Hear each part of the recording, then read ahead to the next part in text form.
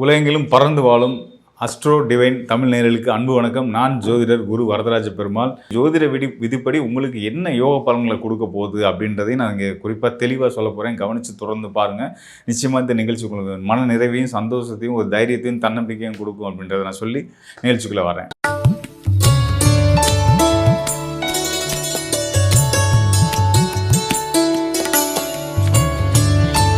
தெய்வ பக்தியும் அன்பும் கருணையும் கொண்ட நீதி நேர்மைக்கு கட்டுப்பட்டு வாழக்கூடிய தாராள குணம் கொண்ட துலா ராசிக்காரர்களுக்கு இந்த தமிழ் புத்தாண்டு அற்புதமான யோக பலன்களை கொடுக்கக்கூடிய சிறப்பான ஆண்டுன்னு சொல்லலாம்.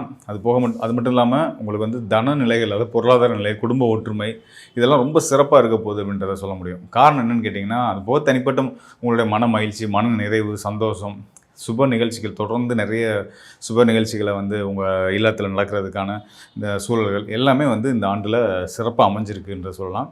இதெல்லாம் எதை வச்சு நம்ம சொல்கிறோம் அப்படின்னா, ஆண்டு துவக்கத்தில் இருக்கக்கூடிய கோச்சார நிலைகள், கிரக நிலைகள்.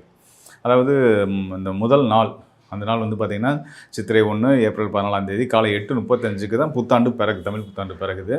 ஸோ இந்த பிறக்கிறதே வந்து பார்த்திங்கன்னா உங்களுடைய ராசிநாதனோட சுக்கிரனுடைய இன்னொரு வீடான ரிஷப ராசியில் தான் இந்த ஆண்டு பிறக்குது. அதாவது ரிஷப ராசியை லக்னமாக கொண்டு இந்த ஆண்டு பிறக்குது. நட்சத்திரம், இந்த நட்சத்திர அதிபதி, இந்த ஆண்டோட நட்சத்திரம் வந்து பார்த்திங்கன்னா சதய நட்சத்திரம், கும்பராசி. உங்கள் ராசிக்கு 5ஆம் இடமான யோகஸ்தானத்தில் தான் வந்து இந்த ஆண்டோடைய நட்சத்திரம் ராசி அமைஞ்சிருக்கு. ஸோ இதுவே முதல் தரமான ஒரு நல்ல ஒரு யோகமான அமைப்பு அப்படின்றதுக்கான ஒரு அடையாளமாக நம்ம பார்க்க முடியும். அதுபோக உங்களுடைய ராசிநாதனோட நிலை எப்போயுமே வந்து ஒரு நல்ல துவக்கத்தில் வந்து என்ன பார்க்கணும் அப்படின்னா, ராசி லக்னாதிபதி நிலையில் பார்க்க வேண்டியிருக்கு. ஸோ அந்த வகையில் ராசி அதிபதி லக்னாதிபதி ரெண்டுக்கும் வந்து பார்த்திங்க அப்படின்னா வந்து பார்த்திங்கன்னா சுக்கிரன் தான். ஸோ சுக்கிரன் எங்கே இருக்கார் அப்படின்னா, உச்சம் பெற்ற சூரியனோடு சேர்ந்து ராசிக்கு 7ஆம் இடத்துல இருக்கிறாரு. ஸோ துலா ராசிக்கு உச்சம் பெற்ற சூரியனோட சுக்கிரன் சேர்றது அப்படின்ற பார்த்திங்கன்னா உங்களுக்கே வந்து, அதை நீங்கள் கிங் மேக்கராக இருந்தால் கூட லேசாக தோணும்ல, நாம் கொஞ்சம் அரசாளுவோம், நாம் கொஞ்சம் நாடாளுவோம், நாம் கொஞ்சம் நிர்வாகத்தை கையில் எடுப்போம் அப்படின்ற விருப்பம் இருக்கும் இல்லையா? அதெல்லாம் கைகூடி வர்றதுக்கான ஒரு விஷயங்கள் நடக்க போகுது. இதனால் வரைக்கும் நீங்கள் வந்து பேக்ரவுண்டில் வந்து வேலை பார்த்து நீங்கள் ஒரு அரசனை உருவாக்கிக்கிட்டு இருந்த நபராக இருந்தீங்க அப்படின்னா, இனிமேல் நீங்களே கிங் மேக்கராக இருந்திருந்தீங்க இல்லையா, நீங்களே இப்போ கிங்காகவும் வர முடியும். குறிப்பிட்ட காலத்துக்கு நீங்கள் கிங்காக இருந்து செயல்படக்கூடிய அமைப்புகள்லாம் வந்து இந்த அமைப்பு கொடுக்குது. நான் துளாராசிக்காரர்களுக்கு, லக்னத்துக்காரர்களுக்கு, ரிஷபராசிக்காரர்கள் மற்றும் லக்னத்துக்காரர்களுக்கெல்லாம் வந்து பொதுவாகவே சொல்கிற விஷயம் என்னென்னு கேட்டிங்கன்னா, சுக்கிரனுடைய ஆதிபத்தியம் பெற்று பிறந்திருக்கிறீங்க.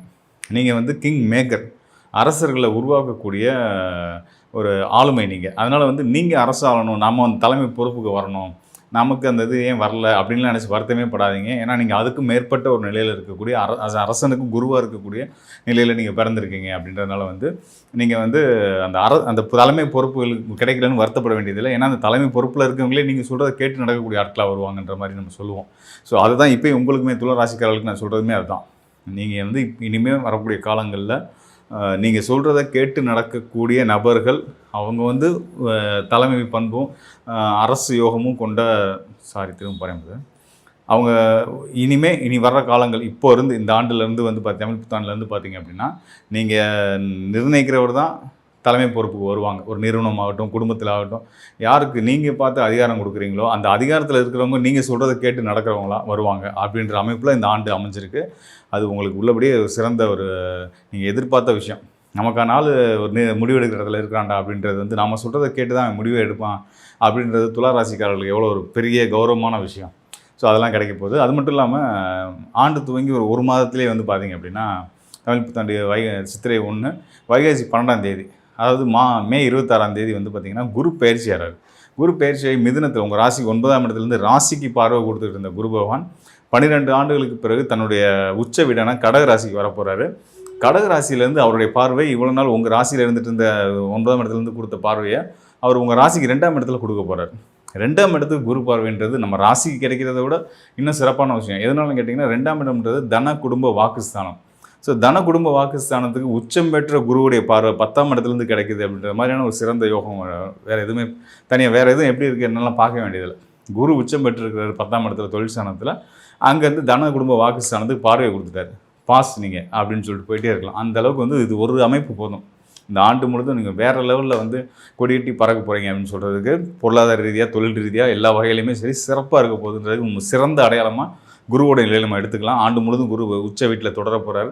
அங்கேருந்து உங்கள் ராசிக்கு 2ஆம் இடமான தன குடும்ப வாக்குஸ்தானம், பொருளாதாரம், காசு, பணம், முன்னேற்றங்கள், குடும்ப ஒற்றுமை எல்லாத்தையும் கொடுக்க போகிறாரு அப்படின்றத தெரிஞ்சுக்கோங்க.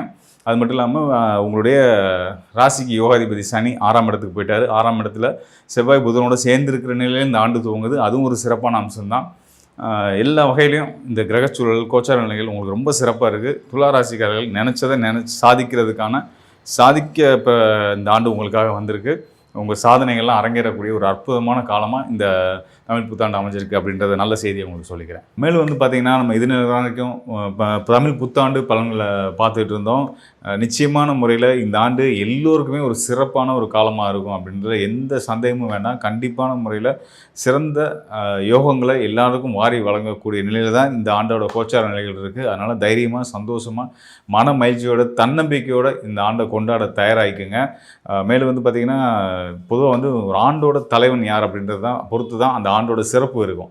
அந்த வகையில் இந்த ஆண்டோட தலைவராக குரு பகவான் வர்றதுனால, குரு முழுச்சுபராக வர்றதுனால நல்லவங்க கையில் நாடு போய் சேர்ந்துருக்குன்ற சந்தோஷத்தோடு நம்ம வந்து இந்த ஆண்டை கண்டிப்பான முறையில் நல்லா தான் இருக்கும். இனி வர ஆண்டுகளும் காலங்களும் நமக்கு ரொம்ப சிறப்பாகவே இருக்கும் ஒவ்வொரு ராசிக்காரர்களுக்கும் அப்படின்ற நம்பிக்கையோட இந்த ஆண்டு துவங்கும் ரொம்ப சிறப்பாகவே இருக்கும்.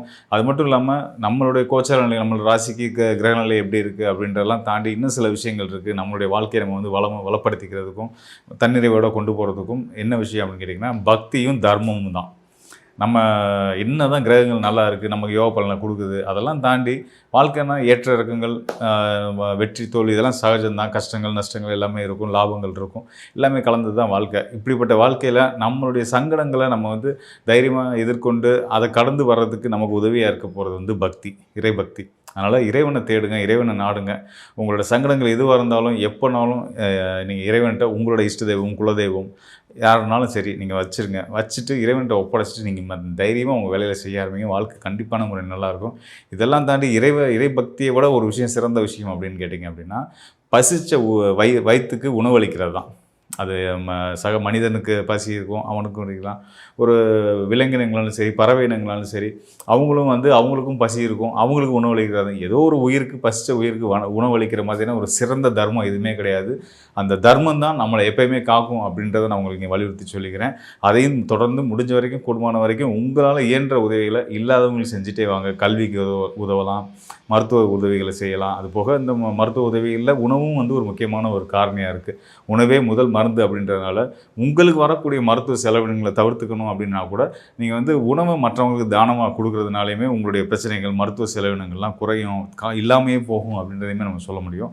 இதெல்லாம் ஒரு பக்கம் இருந்தால் கூட ஒருத்தருக்கு ஒரு தனி நபருக்கான நம்ம பலன் சொல்லக்கூடிய இடத்துல வந்து பார்த்திங்கன்னா ராசி கோச்சார நிலைகள் போதுமானதா அப்படின்னு கேட்டால் அதை தாண்டி இன்னும் சில விஷயங்கள் இருக்குது. ஜோதிடமே வந்து பார்த்திங்கன்னா விதி, மதி, கதி அப்படின்ற ஒரு 3 நிலைகளில் இயங்கக்கூடியது தான். அதாவது விதி அப்படின்றது வந்து லக்னம். நம்ம ஜாதகத்தில் நம்ம பிறந்த நாள் நேரப்படி வந்து எந்த 12 ராசிகளில் ஒரு ராசி நம்மளுடைய லக்னமாக வந்திருக்கும். அதன் அடிப்படையில் முதல்ல நம்ம வந்து பலன் பார்க்கணும். அதுக்கு அடுத்ததாக மதின்னு சொல்லுவாங்க இல்லையா, நம்ம சந்திரன். நம்ம ராசியில் சந்திரன் நம்ம ராசிக்கு கிரகங்கள், மற்ற கிரகங்கள் எங்கெங்கே இருக்காங்கன்றதை பொறுத்து பலன்கள் எடுக்கிறோம். அதுக்கு அடுத்ததாக வந்து கதின்றது சூரியன் அடிப்படையாக வச்சு நமக்கு நம்ம ஜாதகத்தில் சூரியன் இருக்கிற நிலையிலேருந்து மற்ற கிரகங்கள், ஏனைய கிரகங்கள் எங்கெங்கே இருக்காங்கன்றதை பொறுத்து பலன்கள் எடுத்து நம்ம வந்து பலன் சொல்லணும். இதையும் தாண்டி இன்னொரு பக்கம் தான் வந்து இப்போ தற்காலிக கோச்சார நிலைகள் எடுத்துக்கணும். நம்ம ஜாதகத்தில் எல்லா யோகங்களும் நல்ல விஷயங்களும் நிறைய இருக்குது, நடக்கிறதுக்கு சாத்தியம் இருக்குது.